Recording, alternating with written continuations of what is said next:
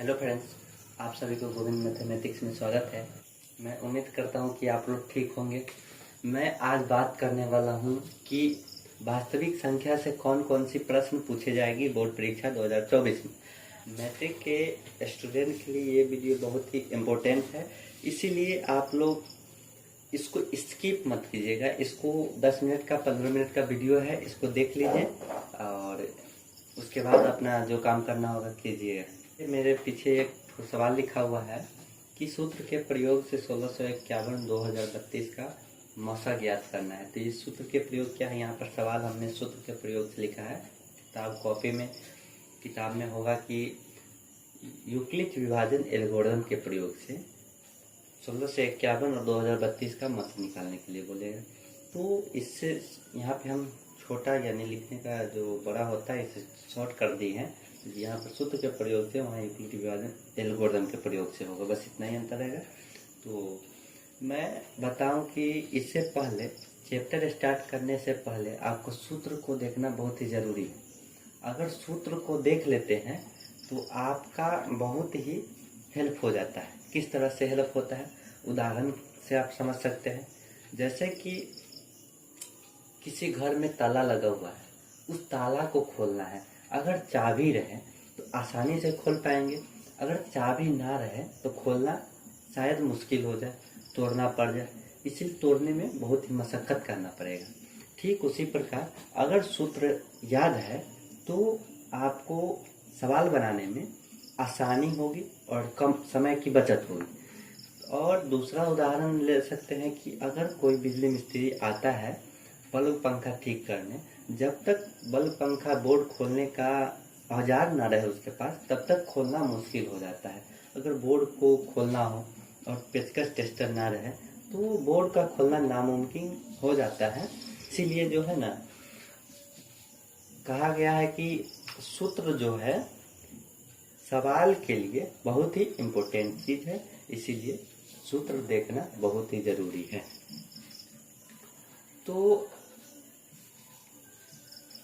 तो इस सवाल की ओर चलते हैं, ज़्यादा लेट नहीं करते हैं।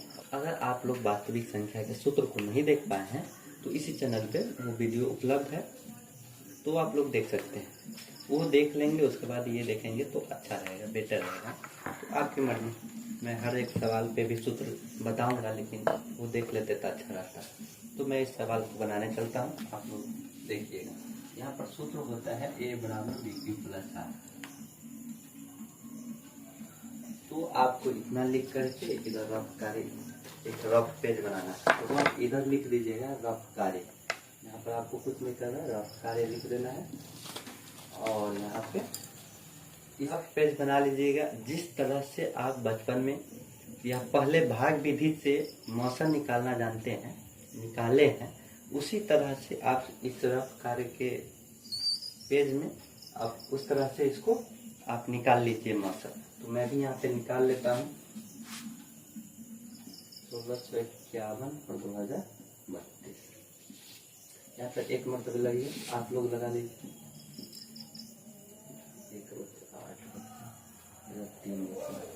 1651 को यहाँ पे उतार देते हैं और उसके बाद 3 शेर लगाते हैं। 4 मरतबे लग जाएगा। 4 एकम 4, 4 अठे 32, 3, 4 3 12 3 15, 1524 लगाते हैं। तो माइनस करते हैं तो 7 बचा, इधर 2 बचा, इधर 1 बचा। तो ये 381 यहाँ पे उतरेगा। तो 3 मरतबे कर जाएगा, यानी कि 381। अब गुना कर दे, 3 7 21, 2 3 9 6 2 8, 3 3 कट गया पूरा। तो आपका जो पहले बनाते थे भाग विधि से मसा, वो मेरा बनकर तैयार हो। बस इसी को यहाँ पे छाप देना है। कैसे छापना, सो देखिए। यहाँ पर a बराबर आपको लेना है बड़ी संख्या। इसमें जो बड़ी संख्या जो है उसको लेना है। 1600 और 2000 में, तो 2000 बड़ी है तो 2032 यहाँ पे लिख दी। और b के जगह पर जो छोटी वाली है उसको आपको 1651 है तो वो लिख लीजिएगा, गुना दे दीजिएगा।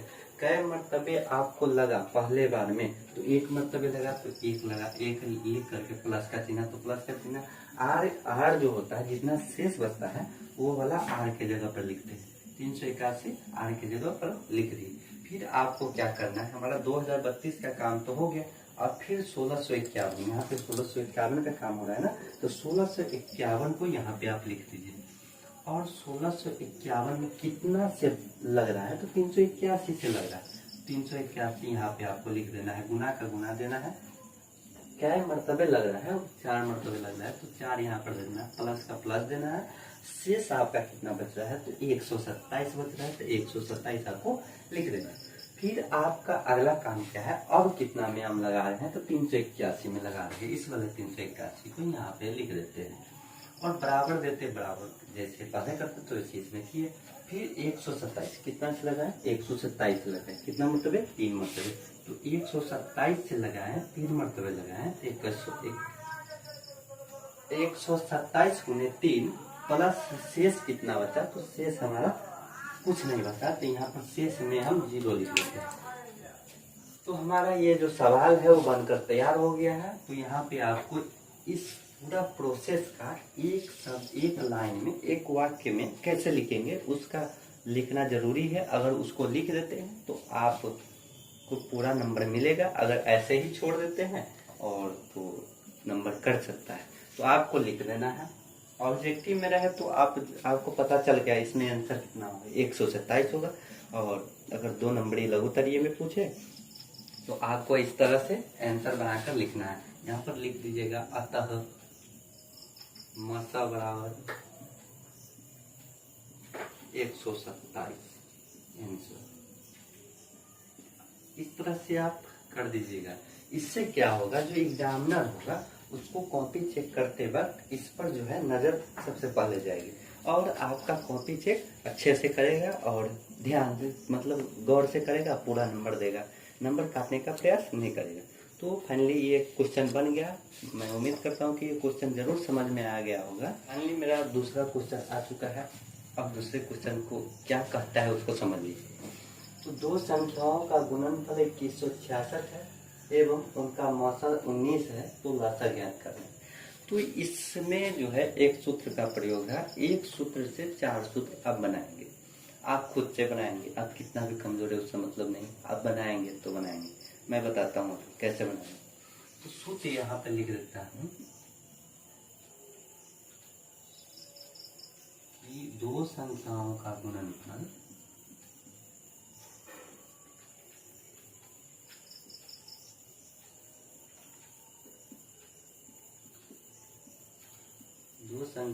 गुणनफल बराबर लसा गुने मसा। तो आप एक सूत्र से 4 सूत्र कैसे बनाएंगे। इसमें 2 संख्याओं का गुणनफल यानी कि पहली संख्या गुने दूसरी संख्या है। तो अगर आपसे पूछा जाए कि पहली संख्या निकालिए, तो पहली संख्या निकालने के लिए आप पहली संख्या को इस साइड आने दीजिएगा, गुने दूसरी संख्या है तो गुना में दूसरी संख्या है तो इस साइड आएगा, तो भाग में दूसरी संख्या हो जाएगा, लसा गुने मसा बटा दूसरी संख्या। अगर दूसरी संख्या पूछे तो पहली संख्या गुना में इस तरफ आएगा तो भाग में हो जाएगा, तो लसा गुने मसा बटा पहली संख्या हो जाएगा। दूसरी संख्या अगर पूछे तो लसा पूछे तो लसा को रहने दिए, मासों को इस साइड ले आइए, तो 2 संख्याओं का गुणनफल बटा मासा। सूत्र बनाइए, नहीं बनाइए उससे मतलब नहीं है, ये सूत्र आपको याद होना चाहिए, बस इतना चाहिए। ऐसा कैसा भी सवाल है, कुछ भी निकालने के लिए कहे तो आप चुटकियों में निकाल सकते हैं, बस ये सूत्र याद रहना जरूरी है। तो यहाँ पर 2 संख्याओं का गुणनफल दिया हुआ 2166, इस जगह पे हम 2166 लिख देते हैं, बराबर का बराबर लिख दिए। और लसा मेरा दिया नहीं है, निकालना लसा को ही है, तो लसा का लसा रहने दिए। और मसा हमारा दिया हुआ है 19, तो 19 लिख दिए।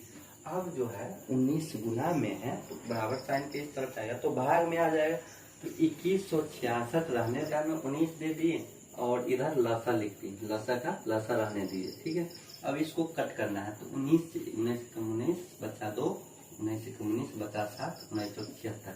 आपका लसा कितना निकल के आया, तो लसा आपका निकल के 114। अगर ऑब्जेक्टिव टाइप क्वेश्चन है तो 114 ऑप्शन देख करके मार दीजिए।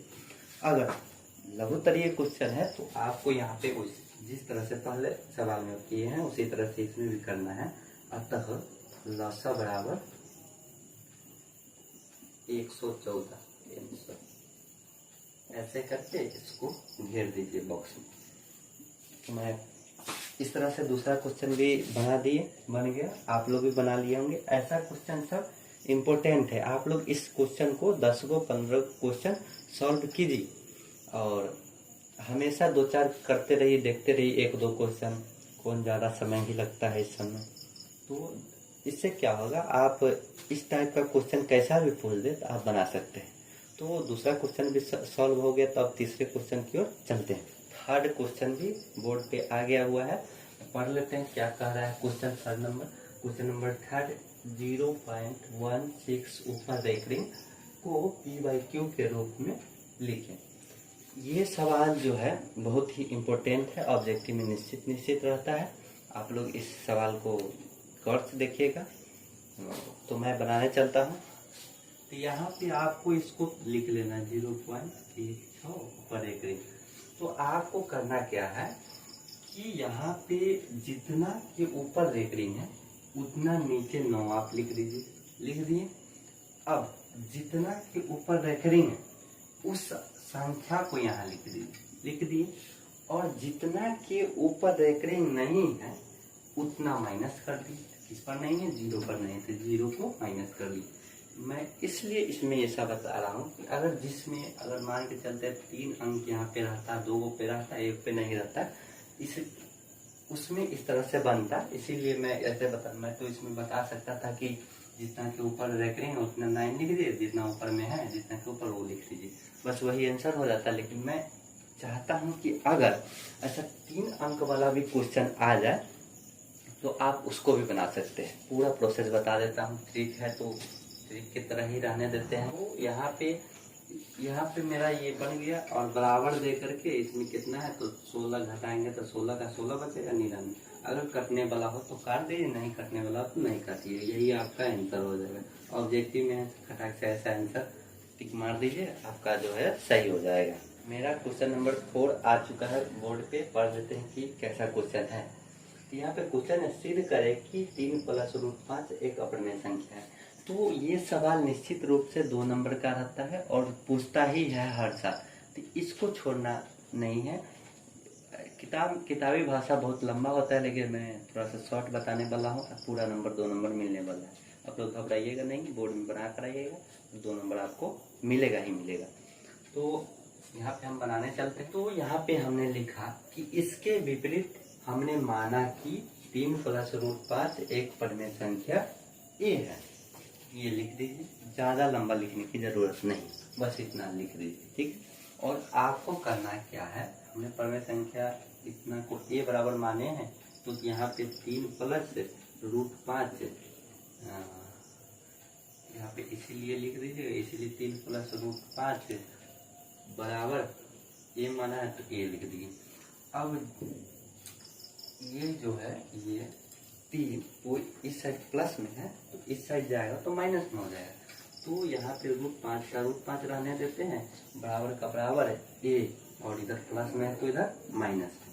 तो यहाँ पे हमारा ये बन गया, तो इसको आपको समीकरण 1 बना लेना है। तो यहाँ पे आपको लिख देना समीकरण 1 से क्या है, समीकरण 1 में तो ये अपरिमेय संख्या है, ये क्या है, परिमेय संख्या है। तो यहाँ पे आपको लिखना है अपरिमेय संख्या बराबर परिमेय संख्या।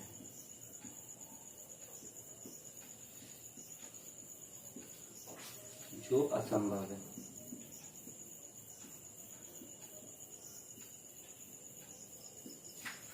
अतः हमारी मान्यता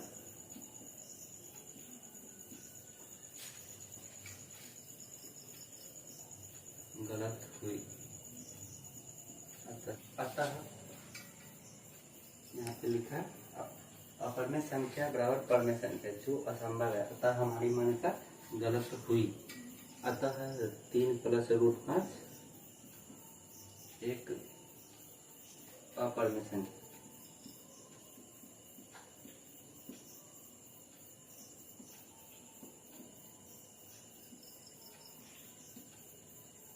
आपका जो है प्रूव्ड हो गया, यहाँ प्रूव्ड लिख दीजिए,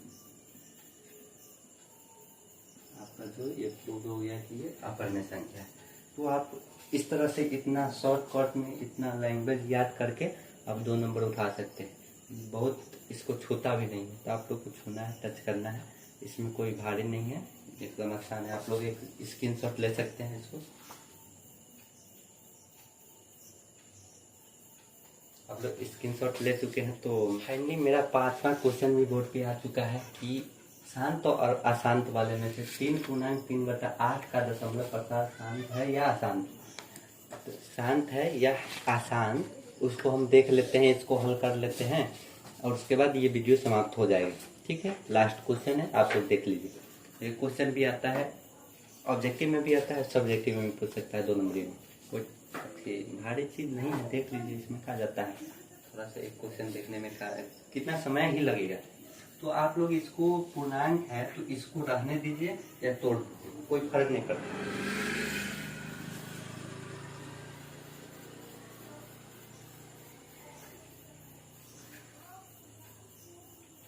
तो देखिए इसमें 3/3/8 का दशमलव प्रसार शांत है या अशांत पूछ रहा है। इसमें ये नहीं पूछ रहा है कि इसका दशमलव प्रसार क्या होगा ज्ञात कीजिए, ये नहीं ना पूछ रहा है। तो हमको इसमें जो है 3/3/8 को पूर्णांक तोड़ने की जरूरत है नहीं।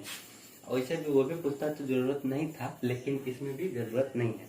इसको टच करना ही नहीं है कि पूर्णांक तोड़ते हैं, बस इसको इसी तरह से सेम इसको लिख देना है यहाँ पे। और नीचे वाले हर को, हर समझना है, नीचे वाले अंश ऊपर वाले को करते हैं। भिन्न में बट्टा वाला जो रहता है 4/5, 3/4 ये सब जो रहता है, तो इस तरह से नीचे वाला हर और ऊपर वाला अंश कहलाता है। ये सब तो मालूम होगा पहले से ही। तो हर को आपको जो है अभाज्य गुणनखंड कर देना है। कर दीजिए आराम से, 2 से 4 हो जाएगा, फिर 2 से कीजिएगा तो 2 हो जाएगा। तो ये 2 के पावर कितना हो गया 3, 2 गुने 2 गुने 2, 3 बार आया तो 2 के पावर 1 2 3, 3 बार हो गया, तो हमारा 2 के पावर 3 आया। तो इसका भी सूत्र होता है, तो पहले इसको हम लिख लेते हैं इसके रूप में। तो बराबर दे करके 3/3/2 के पावर 3 है। तो इसका क्या सूत्र होता है शांत और अशांत को जांचने के लिए। तो इसका सूत्र होता है कि 2 के पावर n गुने 5 के पावर n के रूप में। तो 2 के पावर n गुने 5 के पावर n हर में अगर आता है तो यही सूत्र होता है कि 2 के पावर n गुने 5 के पावर n के रूप में हर में अगर रहता है तो वो शांत हो जाता है। बाकी ऐसा नहीं रहता है, कोई अलग संख्या इसमें आ जाता है तो वो अशांत हो जाता है। तो इसमें हमारा 2 के पावर 3 आया हुआ है और 5 के पावर 0 हो जाएगा। यानी कहने का मतलब कि कोई एक आ गया तो दोनों आ गया। किस तरह से, अगर 5 के पावर 0 लिखते हैं इसका मतलब 1 हो जाता है। 2 के पावर 3 में गुना करेंगे 1 से तो 2 के पावर 3 ही रह जाएगा ना। तो इससे फर्क नहीं करता। यहाँ पे आप लिख सकते हैं 2 के पावर 3 गुने 5 के पावर 0। ऊपर में लिखना है 3 तो इधर 3, इसमें ये लिख सकते हैं। तो आप समझ गए कि इसी सूत्र से 2 के पावर n गुने 5 के पावर n के रूप में अगर हर में हो तो वो शांत होता है और जिसमें ना हो वो अशांत होता है। तो ये हमारा कौन होगा सोच कर लीजिए। ये 2 के पावर 3 है, 3 के रूप में है, इसमें 1 मिल गया। यहाँ पे n जो है n और m जो रहता है 2 के पावर n गुने 5 के पावर m, तो ये m प्राकृत संख्या हो जाता है, कोई भी संख्या हो जाता है। पावर 1 2 से लेकर कोई भी संख्या हो सकता है। इसकी nm नहीं समझिएगा, nm क्या होता है, nm अंक है, मतलब कि 1 2 गिनती की संख्या।